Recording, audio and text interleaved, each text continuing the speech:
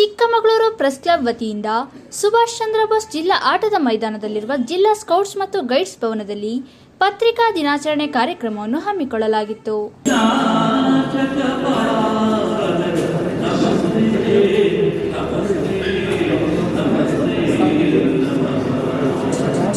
ಜಿಲ್ಲಾ ಉಸ್ತುವಾರಿ ಸಚಿವರಾದ ಕೆಜೆ ಜಾರ್ಜ್ ಅವರು ಜ್ಯೋತಿ ಬೆಳಗುವುದರ ಮೂಲಕ ಕಾರ್ಯಕ್ರಮಕ್ಕೆ ಚಾಲನೆ ನೀಡಿದರು.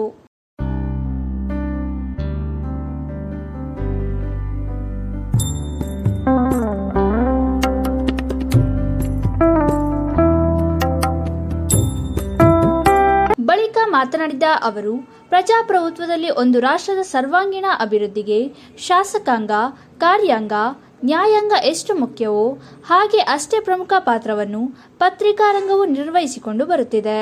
ತಾವುಗಳು ಬರವಣಿಗೆ ಮೂಲಕ ನಮ್ಮಲ್ಲಿ ಆಗಿರುವ ನ್ಯೂನತೆಗಳನ್ನು ಸರಿಪಡಿಸಿಕೊಂಡು ಹೋಗಲು ಮಾರ್ಗದರ್ಶಕರಾಗಿರುವಿರಿ.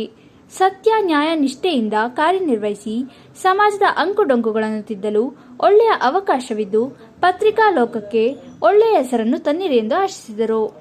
ಕನ್ನಡ ಪತ್ರಿಕೋದ್ಯಮ 120 ವರ್ಷಗಳಿಗಿಂತ ಹೆಚ್ಚಿನ ಸುದೀರ್ಘವಾದ ಇತಿಹಾಸವನ್ನು ಪ್ರಜಾಪ್ರಭುತ್ವದ 3 ಪ್ರಮುಖ ಅಂಗಗಳಾದ ಶಾಸಕಾಂಗ, ಕಾರ್ಯಾಂಗ ಮತ್ತು ನ್ಯಾಯಾಂಗದ ನಂತರ 4ನೇ ಪ್ರಮುಖ ಅಂಗವೆಂದು ಪತ್ರಿಕಾ ರಂಗವನ್ನು ಕರೆಯುತ್ತೇವೆ.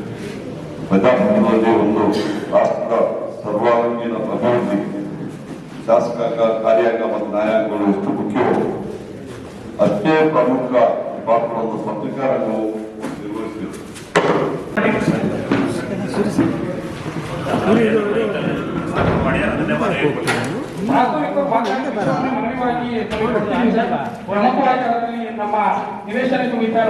ಚಿಕ್ಕಮಗಳೂರು ಜಿಲ್ಲಾ ಶಾಸಕರಾದ ಎಚ್ ಡಿ ತಮ್ಮಯ್ಯ ಅವರು ಮಾತನಾಡಿ, ನಮ್ಮ ಚಿಕ್ಕಮಗಳೂರಿನಲ್ಲಿ ಅತಿ ಹೆಚ್ಚು ಪ್ರಾಮಾಣಿಕವಾಗಿ ಪತ್ರಿಕಾ ರಂಗ ನಡೆಯುತ್ತಿದೆ. ಸ್ವಾತಂತ್ರ್ಯ ಪೂರ್ವದ ಸಂದರ್ಭದಲ್ಲಿ ನಮ್ಮ ದೇಶ ಸ್ವಾತಂತ್ರ್ಯ ಗಳಿಸುವುದಕ್ಕೆ ಇಡೀ ದೇಶದಾದ್ಯಂತ ಹೋರಾಟ ಮಾಡಿದಾಗ ಕಾಂಗ್ರೆಸ್ಗೆ ಅಗತ್ಯ ಮಾಹಿತಿ ಹಂಚಿಕೊಂಡು ಕಾರ್ಯನಿರ್ವಹಿಸಿದ್ದು ಪತ್ರಿಕಾ ರಂಗ ಎಂದು ಹೇಳಿದರು. ನಮ್ಮ ಚಿಕ್ಕಮಗಳೂರಿನಲ್ಲಿ ಪತ್ರಿಕೆ ಬಹಳ ವ್ಯವಸ್ಥಿತವಾಗಿ ಪತ್ರಿಕಾ ರಂಗ ಅತಿ ಹೆಚ್ಚು ಪ್ರಾಮಾಣಿಕವಾಗಿ ಪತ್ರಿಕಾ ರಂಗ ನಡೀತಾ ಇದೆ. ಬಹುಶಃ ಸ್ವಾತಂತ್ರ್ಯ ಪೂರ್ವದಲ್ಲಿ ಏನು ಆಗ ಈ ಎಲೆಕ್ಟ್ರಾನಿಕ್ಸ್ ಮೀಡಿಯಾ, ಸೋಷಿಯಲ್ ಮೀಡಿಯಾ ಇರಲಿಲ್ಲ. ಆಗ ಇದ್ದಿದ್ದು ಕೇವಲ ಪ್ರಿಂಟ್ ಮೀಡಿಯಾ ಮಾತ್ರ.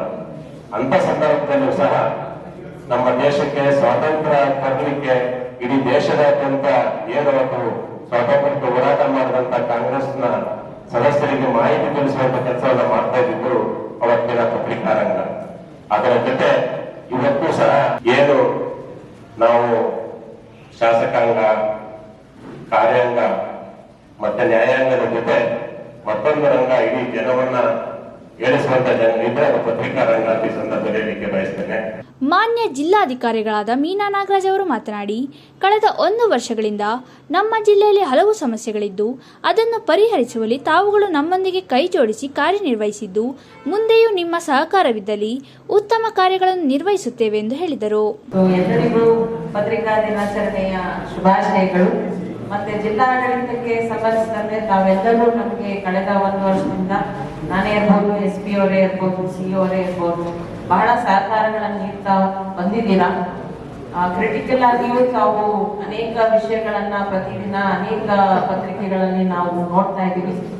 ಅದನ್ನು ಸಹಿತ ನಾವು ಆದಷ್ಟು ತಕ್ಕ ಮಟ್ಟಿಗೆ ಇರುವ ವ್ಯವಸ್ಥೆಯಲ್ಲಿ ನಾವು ಅದನ್ನ ನಿಭಾಯಿಸಲಿಕ್ಕೆ ಪ್ರಯತ್ನ ಮಾಡಿದ್ದೀವಿ. ಎಲ್ಲಾ ಯೋಜನೆಗಳಲ್ಲೂ ನಾವು ಕಳೆದ 1 ವರ್ಷದಿಂದ ಏನು ನಮ್ಮ ಜಿಲ್ಲೆಯಲ್ಲಿ ಸಾಧನೆಗಳನ್ನು ಮಾಡಿದ್ದೀವಿ, ಅದರಲ್ಲಿ ಸಂಪೂರ್ಣ ತಾವು ಸಹಕಾರ ನೀಡೋದಲ್ಲದೆ ಅದರಲ್ಲಿ ತಾವು ಸಹ ಭಾಗಿಯಾಗಿದ್ದೀರಾ. ನಮ್ಮ ಎಲೆಕ್ಷನ್ ಇರ್ಬೋದು, ನಮ್ಮ ಅನೇಕ ಗ್ಯಾರಂಟಿ ಯೋಜನೆಗಳಿರ್ಬೋದು, ನಮ್ಮ ಅಗ್ರಿಕಲ್ಚರ್ಗೆ ಸಂಬಂಧಿಸಿದಂತ ಇಶ್ಯೂಸ್ ಇರ್ಬೋದು, ಬೆಳೆಗಾರರಿಗೆ ಸಂಬಂಧಿಸಿದಂತ ಇಶ್ಯೂಸ್ ಇರ್ಬೋದು, ಈ ತರ ಎಲ್ಲಾ ವಿಷಯಗಳಲ್ಲೂ ಸಹಿತ ತಾವು ಜಿಲ್ಲಾಡಳಿತದೊಂದಿಗೆ ಸಹಕಾರ ನೀಡ್ತಾ ಬಂದಿದ್ದೀರಾ. ಇದೇ ಸಂದರ್ಭದಲ್ಲಿ BR ರೋಹಿತ್, ಪತ್ರಿಕೋದ್ಯಮ ಪ್ರಶಸ್ತಿ ಪುರಸ್ಕೃತ ಪ್ರಜಾವಾಣಿ ಪತ್ರಿಕೆಯ ವರದಿಗಾರ ಸಿಗರನಹಳ್ಳಿ ವಿಜಯ್ ಕುಮಾರ್, ಕರ್ನಾಟಕ ಕಾರ್ಯನಿರತ ಪತ್ರಕರ್ತರ ಸಂಘದ ವಾರ್ಷಿಕ ಪ್ರಶಸ್ತಿ ಪುರಸ್ಕೃತ ನ್ಯೂಸ್ 18 ವರದಿಗಾರ ಯೋಗೇಶ್ ಕಾಮೇನಹಳ್ಳಿ, ಜಿಲ್ಲೆಯಿಂದ ವರ್ಗಾವಣೆಗೊಂಡಿರುವ ಸುದ್ದಿವಾಹಿನಿ ವರದಿಗಾರ ವೀರೇಶ್ ರವರನ್ನು ಸನ್ಮಾನಿಸಲಾಯಿತು.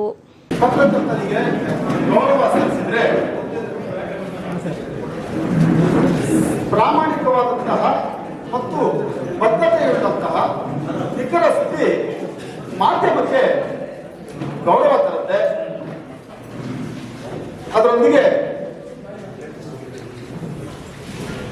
ಆರೋಗ್ಯಕರವಾದ ವಿಚಾರಗಳನ್ನು ನಮ್ಮ ಪತ್ರಿಕೆಯಲ್ಲಿ ಪ್ರಕಟಿಸುವ ಮೂಲಕ ರೋಚಕತೆ ಮತ್ತು ವೈಭವೀಕರಣದ ಸುದ್ದಿಗಳನ್ನು ಬದಿಗಿಟ್ಟು ಸಮಾಜದಲ್ಲಿ ಸಮಾನತೆ ಮತ್ತೆ ತಳಮಟ್ಟದ ಜನರ ಕೂಗಿಗೆ ಧ್ವನಿಯಾಗುವ ಮೂಲಕ ಸಮಾಜಮುಖಿ ಪತ್ರಕರ್ತರಾಗಬೇಕು.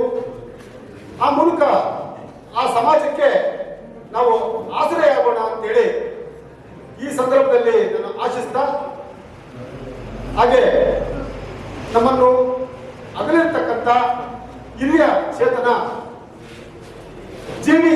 ಚೂಡನಾಥ ಇರುವವರು ನನ್ನ ಪತ್ರಿಕೆಯ ಕಚೇರಿ ಉದ್ಘಾಟನೆಗೆ ಬಂದಿದ್ರು. ಕಾರ್ಯಕ್ರಮದಲ್ಲಿ ಜಿಲ್ಲಾ ಪೊಲೀಸ್ ಮುಖ್ಯ ವರಿಷ್ಠಾಧಿಕಾರಿಗಳಾದ ಡಾಕ್ಟರ್ ವಿಕ್ರಮ ಮಠೆ, ಜಿಲ್ಲಾ ಪಂಚಾಯಿತಿ ಮುಖ್ಯ ಕಾರ್ಯನಿರ್ವಹಣಾಧಿಕಾರಿಗಳಾದ ಎಚ್.ಎಸ್. ಕೀರ್ತನಾ, ಪ್ರೆಸ್ ಕ್ಲಬ್ ಅಧ್ಯಕ್ಷರಾದ ಪಿ. ರಾಜೇಶ್, ನಗರಾಭಿವೃದ್ಧಿ ಪ್ರಾಧಿಕಾರದ ಅಧ್ಯಕ್ಷರಾದ ನಯಾಜ್, ಮೆಸ್ಕಾಂನ ಹಿರಿಯ ಅಧಿಕಾರಿ ಪ್ರಭಾವತಿ, ಮಾಧ್ಯಮ ಮಿತ್ರರು ಹಾಗೂ ಪೊಲೀಸ್ ಸಿಬ್ಬಂದಿಗಳು ಭಾಗಿಯಾಗಿದ್ದರು.